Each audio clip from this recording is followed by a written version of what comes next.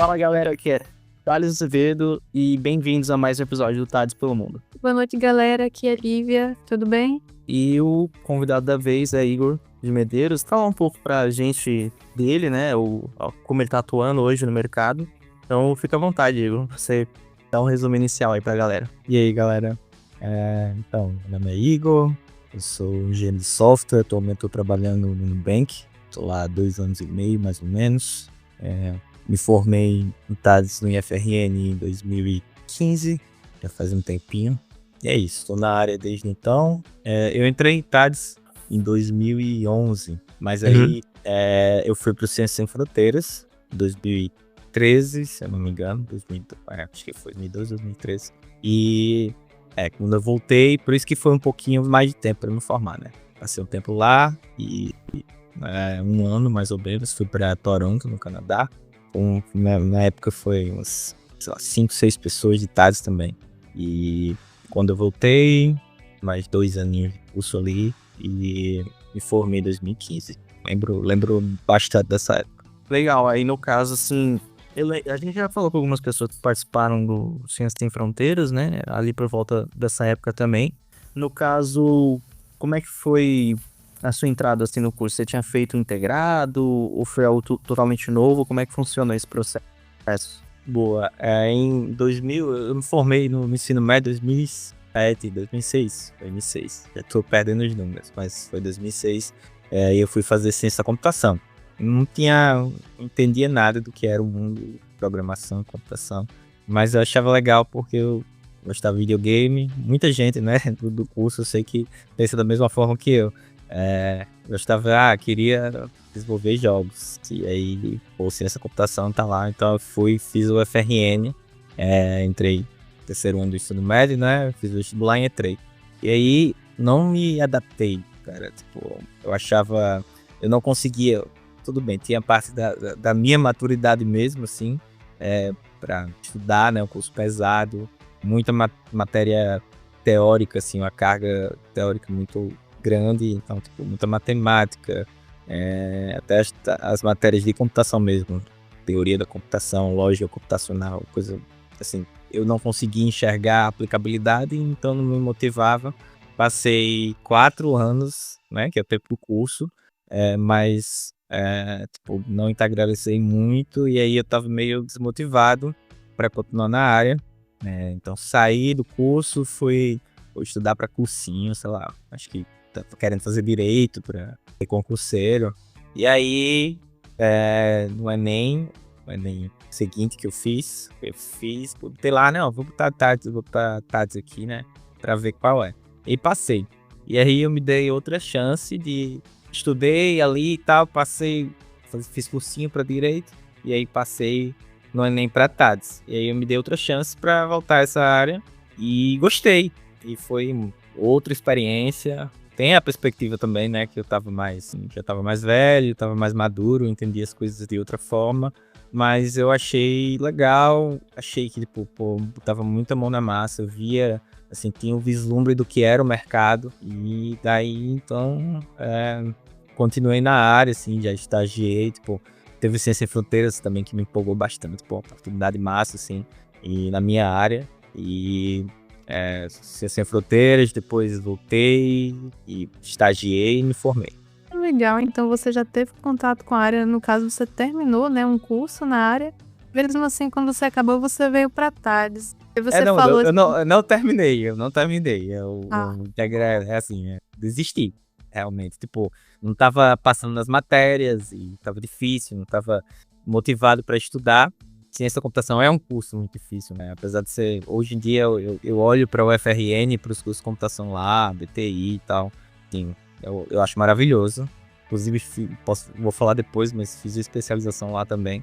Mas não integralizei, me foi 4 anos de curso, tinha, sei lá, 30%, 40% integralizado, assim, no currículo. E aí, eu saí, quando eu fui pra TADS, aí eu acho que foi outra experiência totalmente diferente, assim, foi um recomeço mesmo, sabe? Você falou que a experiência foi totalmente diferente, assim, não só pela questão do tempo e tudo mais, você falou também que viu muito a questão de ver como é que eram as coisas, né, a mão na massa.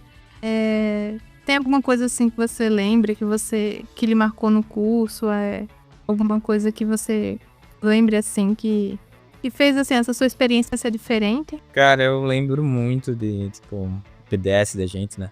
E isso pra mim foi fantástico, assim, né? Que eu entendia, tipo, como é que o projeto era concebido, os papéis envolvidos naquilo, e eu conseguia realmente pensar em solução. E eu acho que é por isso que eu tô na área até hoje, sabe? Esse tipo de desafio, assim, entender, estudar as tecnologias, aplicar aquilo, fazer alguma coisa, ver as pessoas usando, falar sobre aquilo. Então, eu não enxergava muito isso em ciência de computação.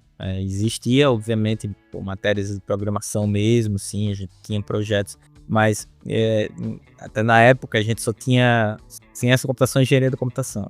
E a gente tinha pouca perspectiva de mercado mesmo.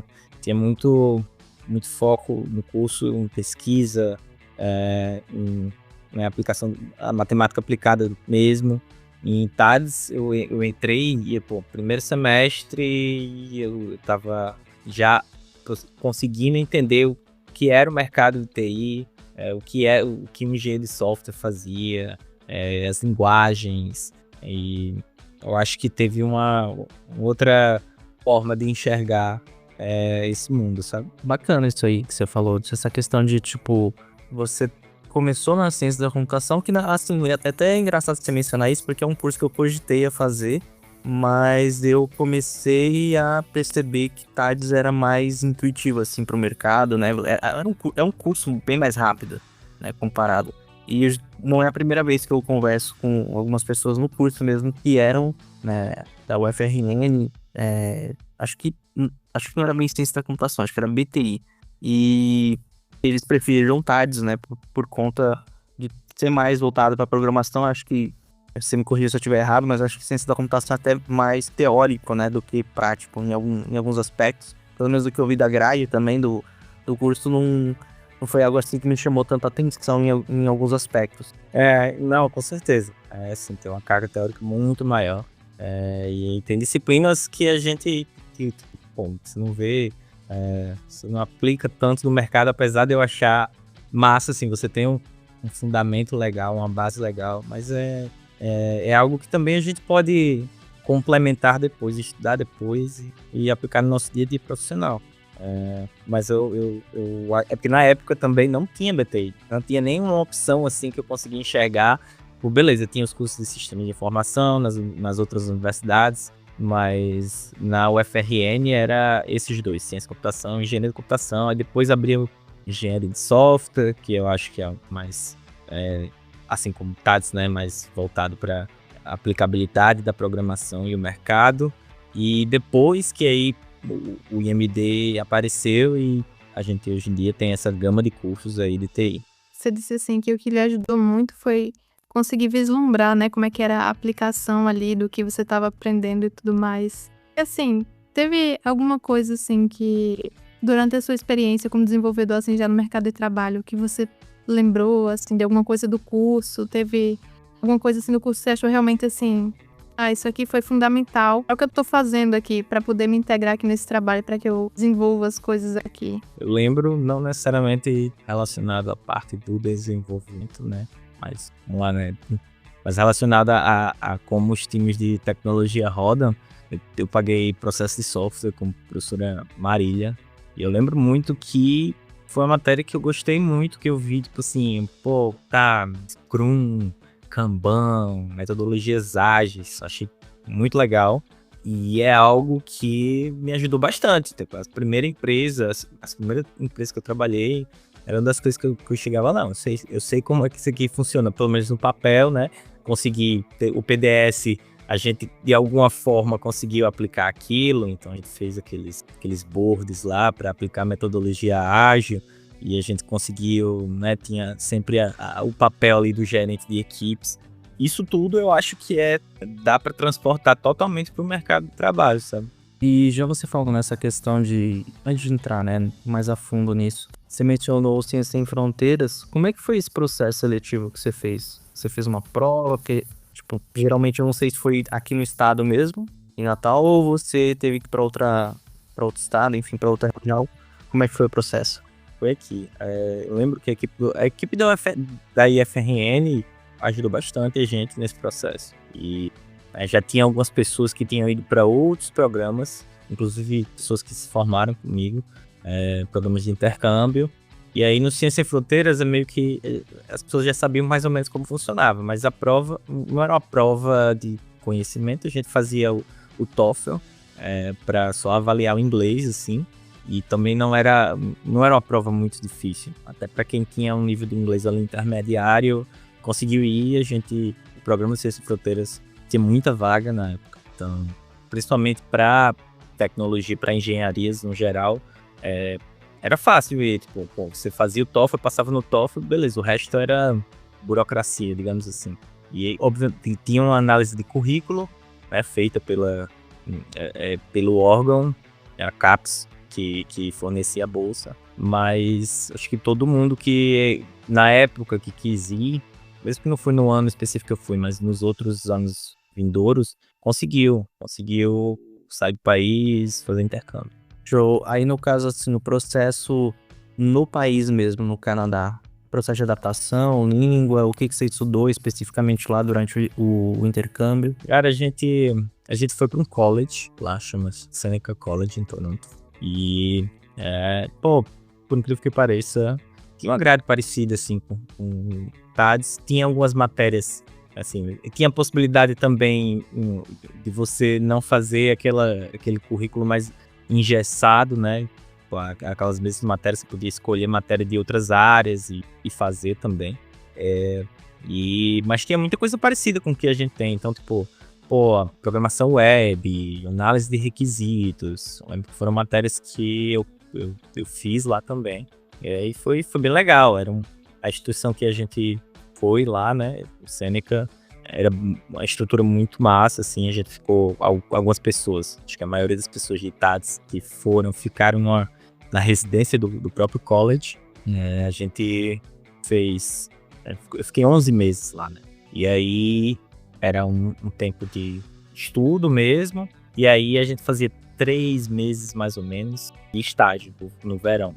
Eu acabei que eu não trabalhei com programação, mas só a experiência de estar em outro país e de estar, tipo, ali sozinho, procurando as coisas, eu acho que foi muito válidas. Inclusive, algumas matérias que eu paguei lá, eu consegui aproveitar no currículo depois. E durante esse período do curso, assim, esses 4 anos, você fez algum estágio, bolsa na área? Eu trabalhei no Tribunal de Justiça. Foi o meu primeiro contato, assim, beleza, fui contratado aqui para fazer alguma coisa com programação, né? Eu tinha já tido uma bolsa de iniciação científica, em TADS mesmo, mas quando eu realmente fui para a empresa para fazer software, trabalhar com desenvolvimento, foi nesse estágio no Tribunal de Justiça. E acho que eu comecei nesse estágio assim que eu cheguei se eu não me engano, foi assim que eu cheguei do Canadá. Tinha aí 2 anos que você tinha começado a faculdade, mais 1 ano de curso, mais ou menos ali, uns 2 semestres. Isso, exatamente. E legal que eu fui lá para fazer o estágio no Tribunal de Justiça do Rio Grande do Norte. E assim, eu saí de informidades, né, passei um tempo freelancer, trabalhei numa empresa aqui de Natal. E logo depois dessa empresa, eu saí para fazer uma especialização que era vinculada ao Tribunal de Justiça. Então, meio que eu voltei. Eu estagiei lá, e a especialização, né, que é o projeto de residência. Então, era o IMD, vinculado ao Tribunal de Justiça. A gente tinha uma carga ali de aulas e também ficava dentro do Tribunal de Justiça, trabalhando com desenvolvimento, enfim, tinham equipes de residentes que tocavam os projetos lá dentro. Você tinha mencionado também a prova do TOEFL. Foi só essa prova que você fez especificamente e como ela é exatamente, né? Porque às vezes pode ter alguém que está passando por esse processo. É interessante saber um pouco como é que funciona, né? Tanto a parte escrita, verbal. Hoje já deve ter mudado um pouco, tá? Mas eu lembro que, né, quando eu fui, tinha uma prova, a gente fez essa prova, inclusive ela se faz hoje, aqui eu sei, mas na época não se fazia, então a gente viajou para fazer, e aí acho que eu fui para Recife fazer essa prova, e tinha uma parte escrita, né? Tinha uma parte de listening e tinha uma parte também de oral, né? Uma entrevista rapidinho lá com uma pessoa. E aí a gente acho que era um órgão, é um órgão internacional, né, que cuida do TOEFL. Eu lembro da gente fazer isso, ficar lá na expectativa e depois receber a cartinha em casa com as notas. E aí tinha uma nota de corte especificamente que a gente precisava ter para poder viajar, né, para poder fazer o Ciência Sem Fronteira. Se eu não me engano, essa nota é 80. Acho que agora não sei se é a mesma na época. Eu confesso que eu não lembro. Eu não lembro se é uma nota de 0 a 100, uma coisa assim. Mas só foi essa prova em específico que você fez. Só. E aí o resto foi análise de currículo, assim, sabe? E muito documento para fazer, carta para mandar, de interesse, coisas assim, mas prova mesmo só foi do top. Entendi. Aí todo esse processo de passaporte, visto, isso era parte do programa, o custo, ou vinha do aluno? Como é que funcionava isso? Até o valor, né, da prova do TOEFL, eu me pergunto. Eu lembro que a gente pagava algumas coisas, sim, mas a gente recebeu da CAPES um valor significativo para meio que reembolsar esses custos também, entendeu? E acho que todo o processo, no final das contas, a gente tinha uma grana que conseguia de reembolso ali para fazer. Então, a viagem, todo esse processo a CAPES deu grana pra gente fazer. Sim, inclusive imagino que também o dinheiro para você se manter lá, né? Alimentação, todo esse processo também. Sim, alimentação, estadia, como eu falei, eu fiquei na residência, lá dentro do college mesmo, e era tudo pago. Eles, né, dependendo da localização que você fica, dependendo da cidade que você fica, você tem uma verba ali específica, que é a ajuda de custo. E eu lembro quando a gente chegou lá, Toronto, por algum motivo, não estava identificada como uma cidade de alto custo, apesar de ser. E a gente passou um tempinho lá meio sofrido, com pouco dinheiro, mas aí depois normalizou assim, e a gente ficou recebendo dinheiro que dava pra manter a vida lá. Eu acredito que tenha sido uma experiência muito legal. Foi maravilhoso, o Canadá é maravilhoso, assim, e aí também trazendo o mesmo ponto que eu trouxe um pouco mais no começo da conversa, tá? Eu não tava com a maturidade muito legal para viajar, para estudar, então eu aproveitei bastante também, né? Viajei para os Estados Unidos, fiz várias coisas legais lá, mas em relação a TI mesmo, eu acho que foi um processo que foi totalmente válido, né? Tipo, vi matérias fantásticas, conheci pessoas fantásticas. Lembro que eu fiz um bootcamp lá da BlackBerry, que foi bem legal, assim. Mas acabou que, tipo, o propósito de realmente me desenvolver na minha área foi muito limitado, assim. E eu entendo, hoje em dia eu acho que seria totalmente diferente, assim. Eu iria querer fazer tudo lá, tipo, vou aqui tentar ver como é que funciona as empresas e as startups, ir para curso, mas na época eu nem fiz tanto disso, era mais um pouco aluno mesmo, assim, o dia a dia, a rotina de ir para a universidade, de voltar para casa, mas foi bem legal, foi uma experiência, mudou minha vida, assim. E também fez com que eu desenvolvesse bastante o inglês, e isso eu acho que foi uma das grandes coisas, um dos pontos mais importantes para minha carreira, assim, para como a minha carreira se desenvolveu, porque eu tinha inglês, então trabalhei para fora um tempo. Passei 2 anos e meio trabalhando para empresas da Suíça antes do Nubank. E eu acho que a oportunidade surgiu porque, tava com inglês de dia ali. Então quer dizer que quando você fez a prova, você já tinha ali um certo nível de inglês, mas mesmo assim, você acha que se não tivesse passado por essa experiência, você teria coragem de se candidatar para algumas vagas de fora? Muito difícil, viu? Meu inglês técnico era até legal. Eu fiz curso de inglês, né, na infância, adolescência e tal. Mas realmente a parte de conversação mesmo era bem complicado, assim. Nunca tinha tido uma experiência de falar com as pessoas. E quando fui pra lá, meio que você ganha uma fluência. E aí, né, quando eu fui para essa empresa que eu trabalhei na Suíça, a comunicação era toda em inglês. E, eu fui para a empresa sabendo que o inglês não seria um problema, porque eu me considerava, meu inglês era mais avançado, assim. Então já era uma coisa que eu não tinha que me preocupar. A parte técnica, aí sim, aí era mais estudar para tentar passar no processo, mas o inglês não foi algo difícil para mim, porque eu tive essa experiência morando fora. Massa. E como é que foi, assim, o processo para entrar nessa empresa? Você trabalhou um tempo remoto ou você foi direto para lá? Não, eu trabalhei remoto, nunca morei na Suíça, né? O único lugar que eu morei fora foi o Canadá. E aí eu voltei, quando eu me formei em TADS, 2015, como eu falei, eu passei um tempo fazendo uns freelas, uns projetinhos por fora e tal, porque tava naquele limbo. Eu acho que existe muito em qualquer área, ainda apesar da nossa ser muito aquecida, mas você se forma e as pessoas querem que você tenha experiência para poder você entrar, mas você fica naquele, não tenho experiência, mas eu quero ter o meu primeiro emprego. E aí passei e aí fui pra Interativa Digital, aqui em Natal. Foi fantástico também. E aí realmente foi onde eu acho que eu comecei minha carreira de verdade, assim. Tipo, tava lá todo dia, fazendo projetos legais. E aí, como eu falei, eu voltei, parei, né? E fui fazer especialização, porque na época eu tava até pensando, será que não é a hora de repente fazer um mestrado? E eu comecei com a residência, mas já pensando em continuar com pós-graduações, no geral. E aí, no final dessa experiência de residência, um dos colegas que estava comigo, ele tinha um contato de uma pessoa que estava trabalhando com criptomoedas, tokens Ethereum, e ele precisava de programador, e a gente meio que vamos lá, era um freela, né? Vamos lá ver qual é. Terminou que não vingou, a gente fez, né? Até trabalhou com esse cara, mas não vingou. Mas ele recomendou a gente para uma pessoa da Suíça, uma empresa da Suíça que ele conhecia. E aí esse cara veio atrás de mim, beleza, fiz o processo lá e deu certo.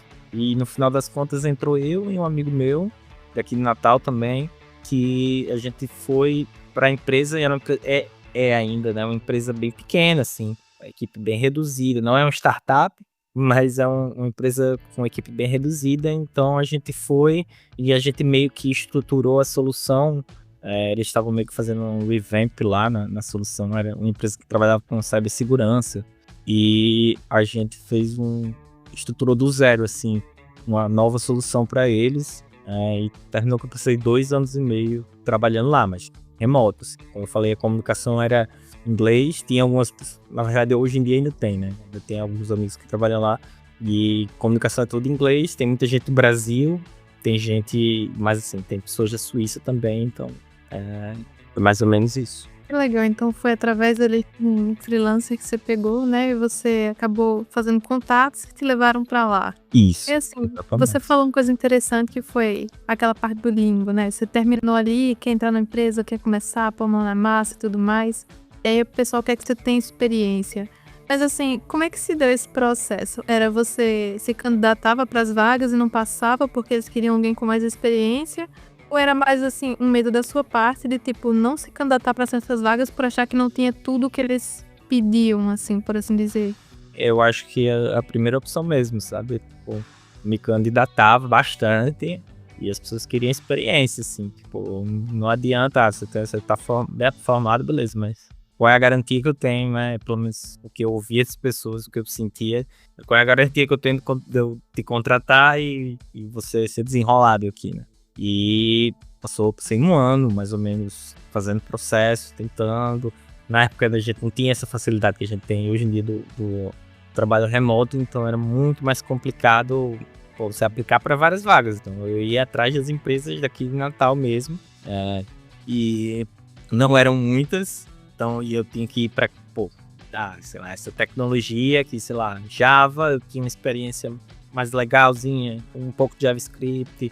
Então eu também filtrava um pouco pelo meu conhecimento, que era bem limitado na época. Voltando um pouco nessa questão que você falou, né? Tipo, isso é uma dúvida que me surgiu agora. O estágio que você fez foi nessa empresa de Natal ou já foi um emprego mesmo? Como é que foi? E a tecnologia que você usou, né? Até chegar no emprego na Suíça? Lá no Tribunal de Justiça, a gente usava muito Java, JCF, JSP. Trabalhei bastante com banco SQL também, assim. Acho que era mais ou menos isso. A gente tinha uma coisa ou outra de front ali, mas bem reduzido, de mobile, mas era bem reduzido. Mas foi a empresa, foi o Tribunal de Justiça, foi o estágio que eu fiz. Não era trabalho ainda, era um estágio de tipo 20 horas semanais, se não me engano. E aí foi, né? Quando terminei o estágio, terminou o curso, aí que eu fui tentar realmente ingressar no mercado, mas não consegui. Fiquei um tempo ali fazendo projetinhos por conta própria. Que foi legal também, que foi uma experiência interessante, assim, também. Tipo, fui atrás de estudar. Eu lembro na época que fui estudar Android nativo, né? Fui estudar, sei lá, as tecnologias que tinham antigamente de desenvolvimento híbrido para aplicações móveis, né?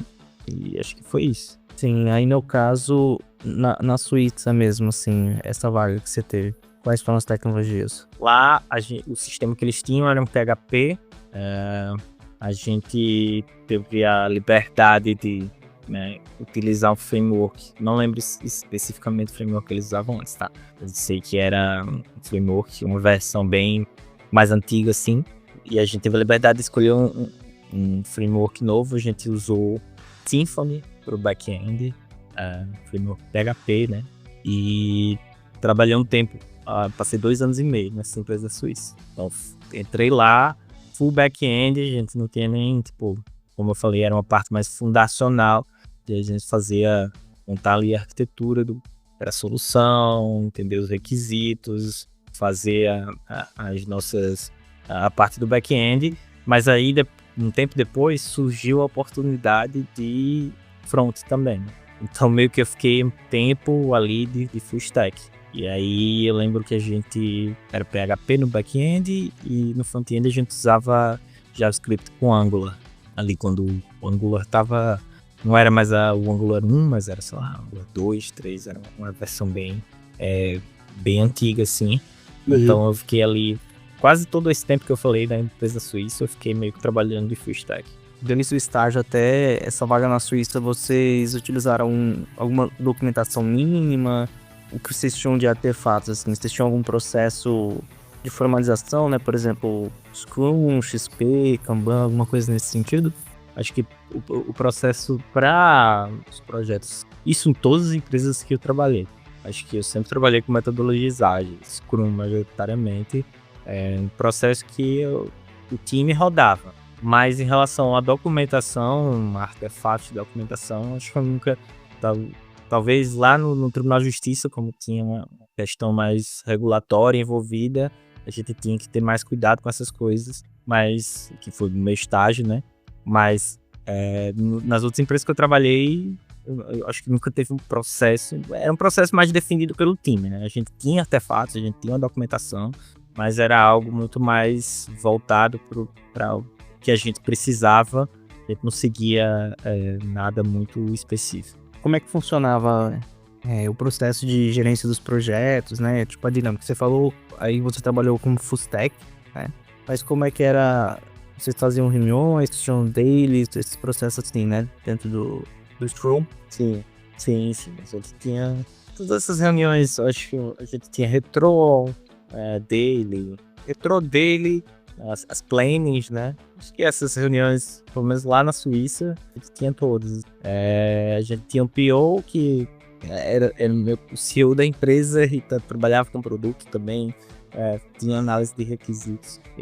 Essa pessoa era quem levantava os requisitos pra gente e a gente, né, trabalhava junto com ele para criar as nossas tasks, os nossos casos de uso nos nossos boards e ia tocando, né? Puxando aquilo ali, funcionava mais ou menos assim. Uhum. Você chegou a trabalhar com teste? Ou alguma ferramenta para testar os sistemas que vocês estavam desenvolvendo? Não de análise de qualidade, mas testes automatizados. Eu acho que sim. Acho que em todos os cantos que eu trabalhei, assim, a gente tentava sempre ter uma suíte de testes com boa cobertura. Tá? No Nubank hoje em dia, acho que isso é é algo bem difundido, bem consolidado também. A gente tem testes automatizados, mas eu nunca cheguei a trabalhar com essa parte de quality assurance mesmo, sabe? Só testes de código mesmo. Sim, sim. Eu pergunto porque, assim, pelo menos nos últimos semestres, né, a gente tem algumas aulas de teste, né, voltado para qualidade, então a gente tem muito essa parte de documentação, você fazer vários testes até das funcionalidades do sistema para encontrar algum bug, alguma coisa nesse sentido. Nesse caso em específico você não trabalhou, né? Não trabalhei, não cheguei a trabalhar. E no Nubank especificamente a gente tem, apesar de ser uma empresa, né, grande e tal, a gente não tem o papel de uma pessoa testadora, um QA. Os engenheiros, eles são responsáveis por fazer os testes, mas é algo que é muito mais voltado para, tipo, a gente tem a responsabilidade de entregar o produto, as soluções com a qualidade desejada, né? Mas não tem esse papel especificamente. A gente tem algumas, né, eu acho que os times de engenharia são mais autossuficientes. Então, é meio que ali dentro a gente às vezes se organiza para a gente precisa entregar uma solução X, então a gente vai fazer esses documentos aqui, a gente vai fazer de repente um documento que diga como a gente testou, o que foi testado. Existem times, eu acho, mas também como a empresa é grande, existem vários times diferentes, então no Nubank devem existir times que têm um processo mais rigoroso para essa parte e que devem aplicar alguma metodologia similar ao que vocês estão vendo aí no curso. Já que você mencionou o Nubank, como é que foi o processo? Porque às vezes a gente vê algumas vagas que ficam no LinkedIn, mas eu imagino que tem muita aquela coisa de networking também, né? Como é que foi esse processo de entrada na empresa e o que você puder falar pra gente, o que exatamente você cuida lá dentro, né? Se é mais nessa parte mobile, como é que funciona, né? Toda essa questão de segurança. Passei um tempo na empresa suíça, mas eu estava pensando em trabalhar em algum campo que tivesse uma progressão de carreira mais estruturada, assim. Eu estava querendo, ser um cara ali que tá aprendendo e tá construindo a carreira, então eu meio que apliquei para uns cantos. Nubank para mim era, assim, sonho mesmo, porque eu já acompanhava, eu já via, né, como eles entendem os times de tecnologia e engenharia de software, assim. Eles trabalham com tecnologias lá no back-end, a gente usa tecnologias funcionais, né? Não é a programação orientada a objetos comum da maioria das empresas. A gente usa uma linguagem chamada Clojure. E aí não teve networking dessa vez, tá? Eu apliquei para a vaga, a gente foi no meio da pandemia, então foi ali a gente tá em 24, né? Então foi 2020, 2021. No meio da pandemia, eu apliquei pra vaga. E eles estavam, na época, eles não tinham nem perspectiva para voltar ao trabalho presencial.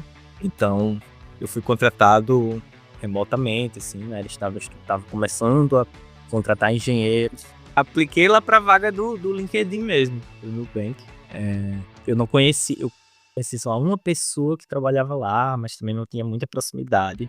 Que eu achava, eu acho que nível Brasil, assim, como eu falei, Nubank era um sonho, porque eu gostava de como eles, pelo menos como eles apresentavam a parte de os times de tecnologia deles.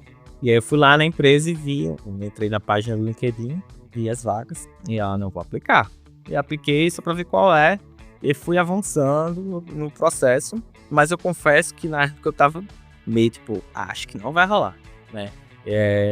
Lá no Nubank, o processo, ele é, assim, um processo, eu gosto muito de como a gente lida com o recrutamento lá, na parte de tecnologia. Mas a gente faz uma entrevista específica de arquitetura, de software, né? Que era algo que na época eu não tinha. Eu tenho pouquíssima experiência, na verdade, né? Na empresa suíça tinha olhado um pouco para isso, mas nunca tinha estudado a fundo. E aí acabou que no Nubank teve essa entrevista, e ali de última hora ali pesquisando coisa e lendo livro e acabou que deu certo. E aí tô lá há 2 anos e meio, mas assim, entrei também na parte da tecnologia. Eu sempre tive eu sempre entendi que, para mim, um bom engenheiro de software não necessariamente tem que ser um grande especialista em uma tecnologia.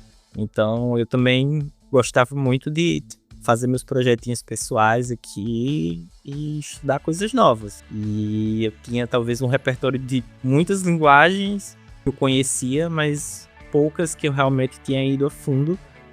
E quando apareceu esse negócio, né, essa oportunidade do Nubank aí, eu também fiquei com medo, porque, caramba, uma linguagem aí nova, um paradigma diferente, nunca tinha entrado muito em linguagem de paradigma funcional, mas acabou que o Nubank é uma empresa que tem um processo muito legal para construir o conhecimento das pessoas, porque sabe que a gente usa uma linguagem muito específica no mercado, não é usada em muitos cantos do mercado.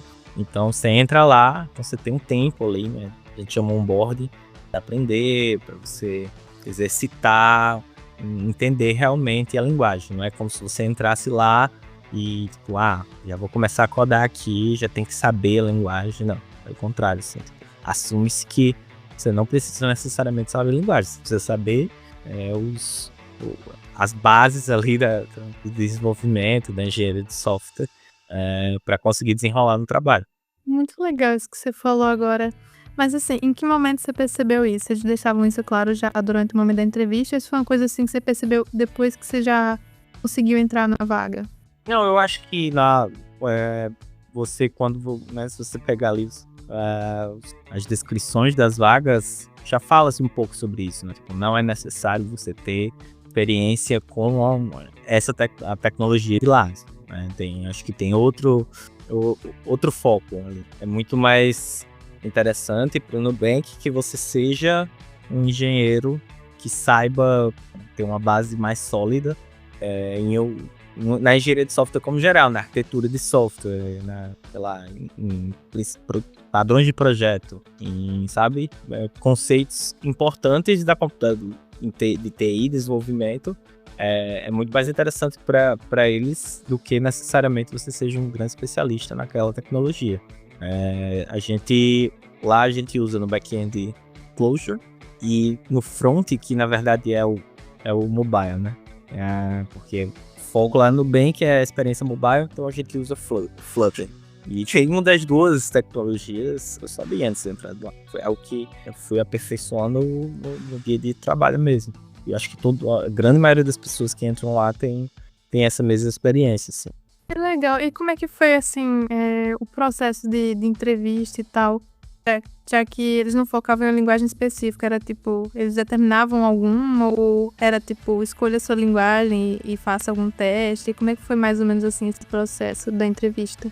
Acho que tem um exercício técnico, tem os primeiros assessments, né? Entrevista meio que com a RH, assim, e aí você vai passando das fases, aí tem um teste técnico, um exercício. Você vai fazer o exercício na linguagem que você escolher, e depois, pelo menos comigo, na época, o processo tinha uma sessão meio que de pair programming, depois, que era meio que tipo, beleza, você fez exercício, a gente analisou, a gente viu que o seu exercício tá legal, né, tá seguindo as recomendações que a gente espera. Agora vamos sentar aqui com outros engenheiros e ver como você trabalha colaborativamente. Então, você vai lá, passa, sei lá, 40, 50 minutos conversando com a galera e tentando melhorar aquele exercício ou, né, sei lá, eles têm alguma proposta de alguma outra coisa que eles trazem e ver como é que se trabalha colaborativamente, o que é que você percebe ali de pontos de melhoria na sua solução, no seu projeto, e aí depois, é meio extenso o processo, né? Tem esse pair programming e depois aí vai para a parte da arquitetura, que aí é uma entrevista específica que você vai projetar uma solução mais em alto nível, assim, né? Então, trabalhando ali com ferramentas de cloud, com mensageria, microserviços, e você vai conversar com um engenheiro lá, vai ter um engenheiro lá que vai dizer, como é que você resolveria esse problema aqui de arquitetura? E aí você vai desenhando aquilo num quadro branco e vai conversando, e acho que é isso, né? Depois passou dessa última fase, aí eu acho que é mais volta para os assessments de RH mesmo, as entrevistas mais corriqueiras que a gente vê nos outros processos de recrutamento. Não é bem uma dúvida, mas eu queria entender mais o perfil da empresa no quesito como banco mesmo, assim, é mais voltado para o mobile, né? Porque, por exemplo, no app web, você não tem tantas funcionalidades, pelo menos aqui não aparece para mim. Eu queria entender um pouco dessa cultura, né? De como é mobile first. Cara, isso é algo, eu acho que no bem que foi construído e ainda pensa dessa forma, tá? A solução, o foco deles é sempre mobile first. Existe, como você falou, a solução web, né? Mas ela é bem limitada. Sim. Então, a gente, tanto que quando eu falo dessa, nem falo muito de front-end, né? Lá é desenvolvimento back-end e desenvolvimento mobile, assim. Grandes, pelo menos a parte de tecnologia é nesse sentido. Mas acho que é uma premissa da empresa mesmo, sabe? Sim. Pela facilidade de você gerir suas contas ali e sua vida financeira pelo celular mesmo. É porque eu me venho pensando nessa questão de como... Beleza, você falou que é o perfil da empresa nesse quesito, tudo bem. Mas, assim, como a versão web é mais limitada, às vezes me faz pensar diretamente em outros bancos que tem os dois perfis, né? Que são... No web tem até uma coisa bem mais vasta de opções, né? Tipo, você sabe me dizer, assim, de alguma forma, como a empresa enxerga isso? Tipo, será que a gente tá perdendo, né? Quesito no mercado? Eu acho que o foco é muito sobre o perfil do cliente que eles querem acessar, né? Então, tipo assim, cada empresa, eu acho que ela tem uma perspectiva diferente sobre esse assunto. Bem que, pô, a gente tá com 100 milhões de clientes.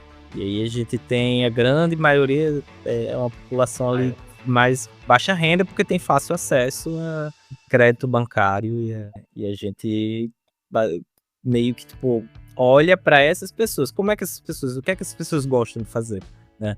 Então, a experiência web não é algo que é muito acessado por essas pessoas. Talvez em outros bancos o foco deles seja diferente. Apesar de que, né, tipo, eu acho que também a Nubank pensa em soluções web, só que é algo que eu acho que é menos prioritário, e por isso que também talvez não esteja numa fase tão avançada assim como em outros bancos. Show. As tecnologias, eu não sei se você já mencionou, em específico, que vocês usam no Nubank para desenvolver no mobile. É uma linguagem chamada Clojure, uma linguagem funcional maravilhosa. Sou um grande militante do Clojure. E a gente usa Flutter, parte mobile, né? E a gente usa Datomic, o banco que a gente usa também, que são tecnologias bem nichadas, tá? Tipo, tem poucas empresas, principalmente do Porto do Nubank, acho que não tem nenhuma, assim, que usa essa stack de tecnologia, mas é legal, né? Porque é algo bem homogêneo, assim, na empresa. Então, todo mundo usa essas tecnologias, apesar de ser uma empresa gigante, tem muitas coisas, muitos serviços, muitos sistemas diferentes. Meio que é algo padronizado.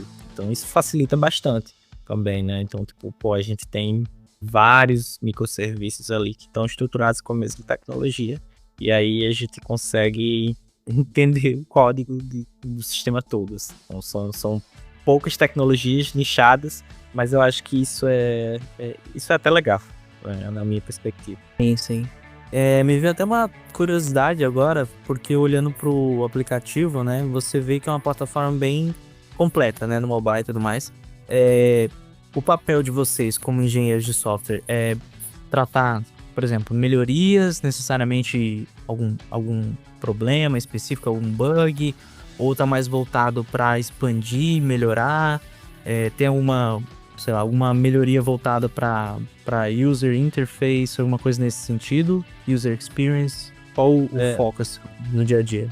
Boa, acho que as equipes do Nubank, elas são, né, horizontais. Eu trabalho na área de PJ no Nubank, trabalho especificamente com a conta PJ. E aí, os nossos times lá, eu tenho uma pessoa que é um designer, eu tenho uma pessoa que é uma PO, tenho alguns engenheiros, eu tenho o gerente de tecnologia e essa que a gente chama de squads. E dentro da área de PJ tem vários e vários squads, cada um cuidando de uma parte específica daquele produto que a gente está atacando. Mas aquele produto envolve tanto a manutenção para, deu erro, tem que ajeitar. Vamos lá, vamos se juntar e ver qual é o melhor jeito de fazer isso, quanto a melhoria. Para onde a gente quer ir, o que é que a gente quer fazer de melhoria para esses produtos, né? Então,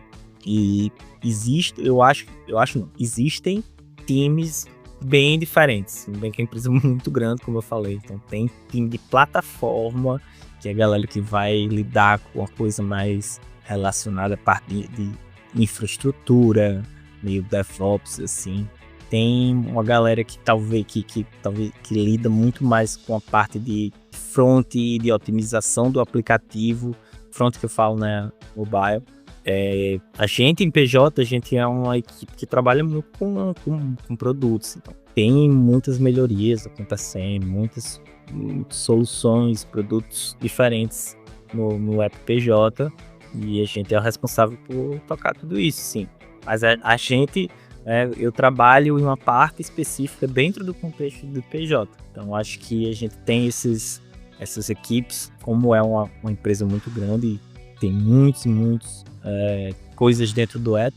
Cada squad dessa que eu falei cuida dessa parte específica. Mas, obviamente, né, a gente tem que sempre estar se comunicando com o resto da empresa, porque no final das contas a empresa é a mesma, o objetivo da empresa macro, assim, é o mesmo. Agora eu tava pensando aqui, você conseguiu entrar na empresa que você falou que você já olhava, já admirava, né? Já tinha interesse de entrar e tal. Você citou que antes você costumava fazer uns projetinhos para você mesmo, às vezes para aprender uma nova tecnologia ou ir mais a fundo em alguma coisa. E agora que você já tá, tipo, digamos assim, numa empresa que você já almejava entrar e tudo mais, você ainda tem essa prática de ter aquele momento de fazer projetinhos, entender outras linguagens, programação? Ou no momento você ficou mais focado para o trabalho atual? Olivia, eu queria... aquele negócio, faço que eu digo, não faço que eu faço. Eu queria muito ter mantido o hábito de fazer projetos pessoais e tocar coisas. Mas eu sou pai, hoje em dia. Eu tenho um filho de 4 anos e eu tô com trabalho e coisas de casa.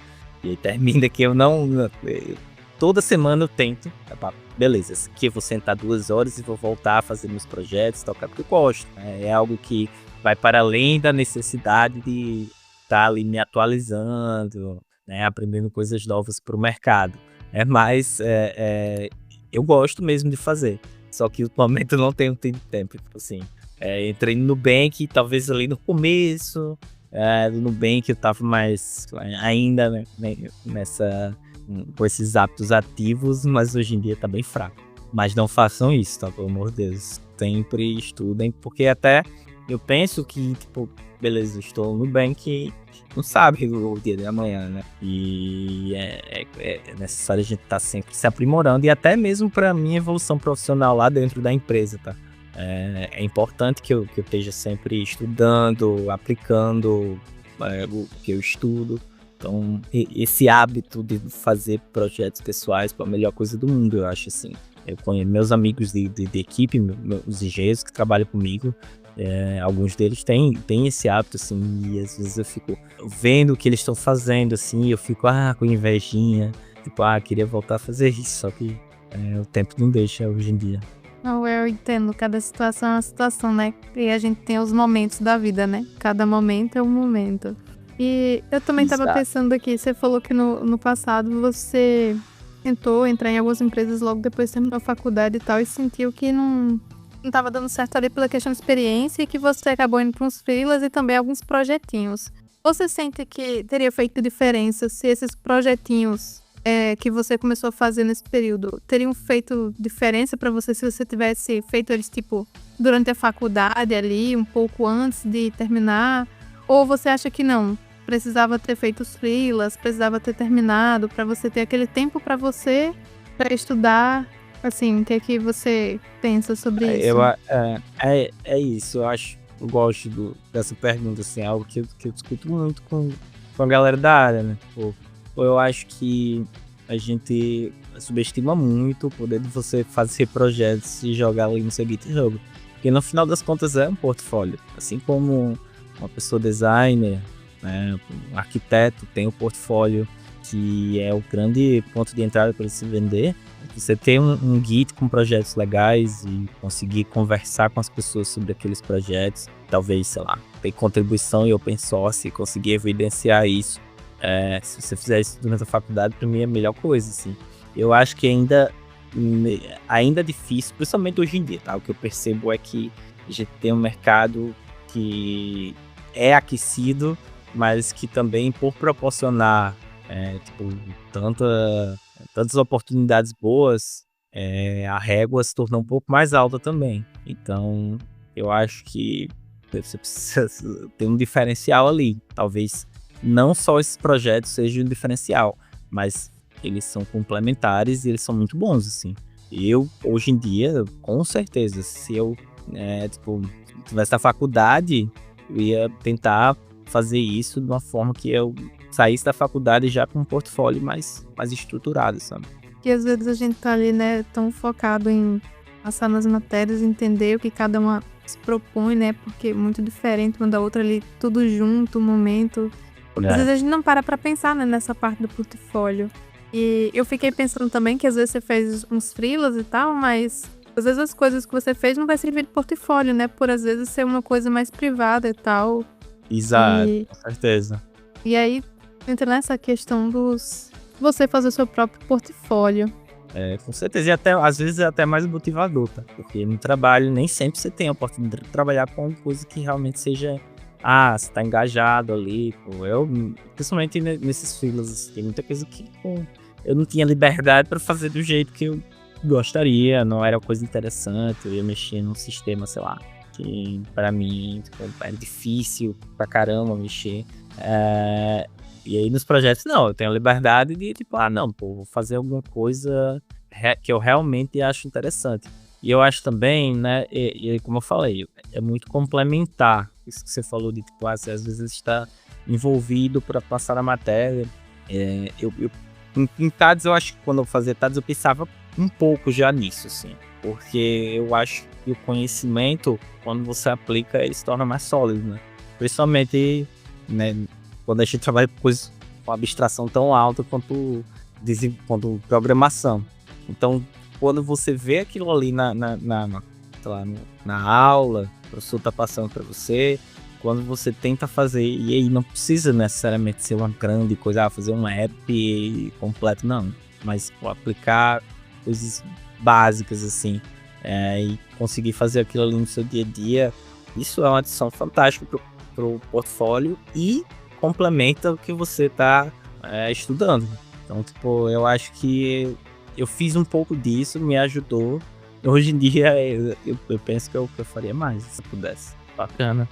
Uma coisa que eu queria voltar um pouco, não sei se você vai lembrar exatamente, mas qual foi o seu PDS, né, no curso? Você falou que você fez o Ciência Sem Fronteiras, né? Imagino que você tenha trabalhado em mais de uma equipe.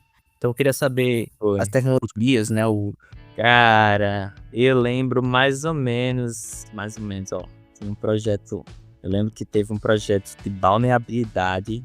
Foi legal, que até hoje em dia eu tava, né, conversando com a galera. Mas balneabilidade é saber se a água de determinado canto tá própria para banho ou não.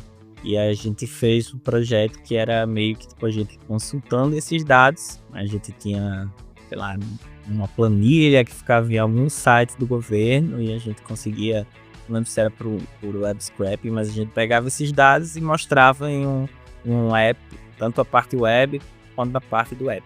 E aí eu lembro que eu trabalhei, foi minha primeira vez que eu trabalhei com alguma coisa mobile, trabalhei com Android nativo. A gente teve uma matéria lá em TADS dentro de Android nativo,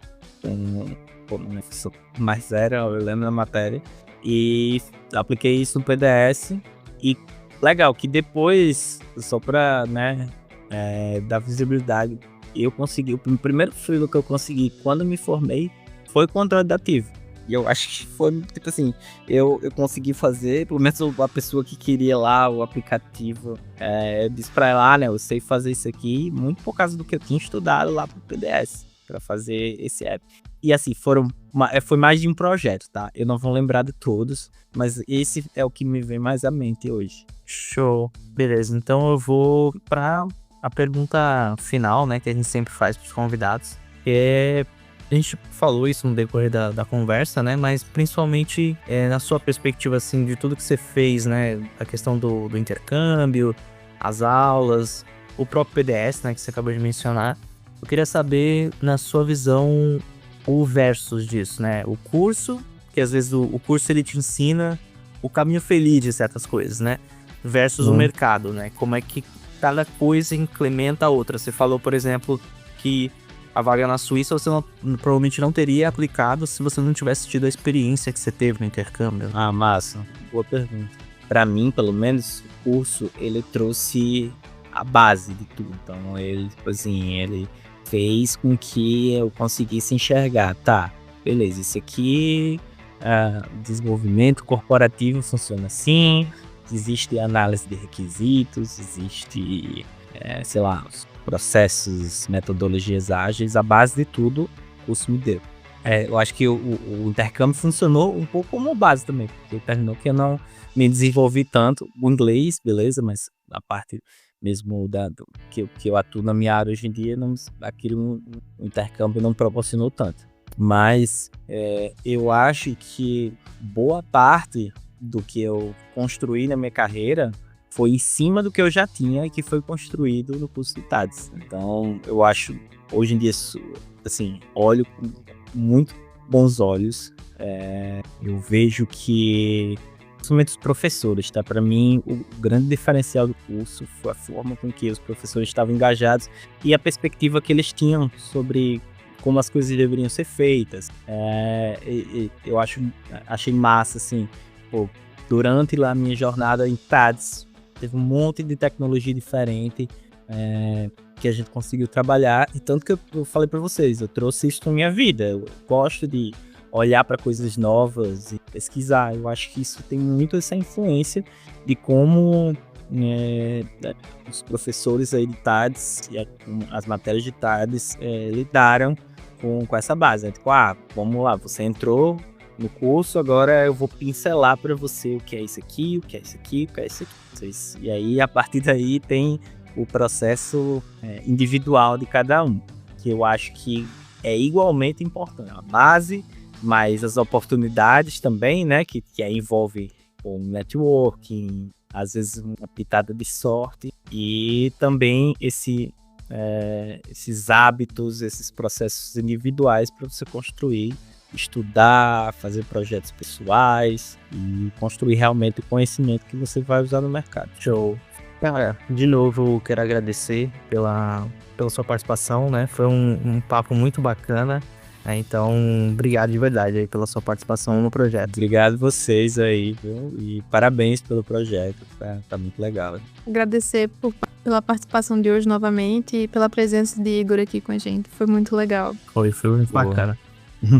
Valeu, gente. Obrigado.